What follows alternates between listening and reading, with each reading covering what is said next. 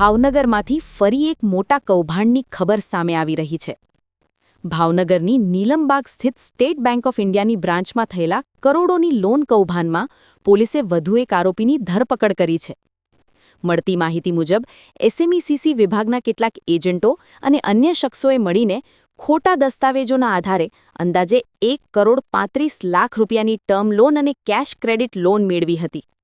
પરંતુ ચોંકાવનારી વાત એ છે કે આ લોન જે હેતુ માટે લેવામાં આવી હતી તેના બદલે અન્ય જગ્યાએ ઉપયોગમાં લેવામાં આવી હોવાનું સામે આવ્યું છે.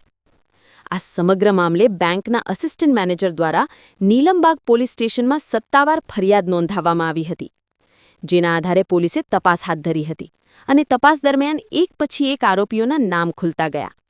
આ કેસમાં અગાઉ પણ કેટલાક આરોપીઓની ધરપકડ કરવામાં આવી ચૂકી છે અને હવે વધુ તપાસ દરમિયાન હૈદર અલી નામના શખ્સની સંડોવણી સામે આવતા પોલીસે તેની પણ ધરપકડ કરી લીધી છે.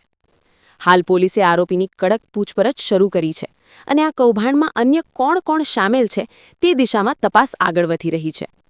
શું આ કૌભાંડમાં હજુ વધુ મોટા નામો બહાર આવશે?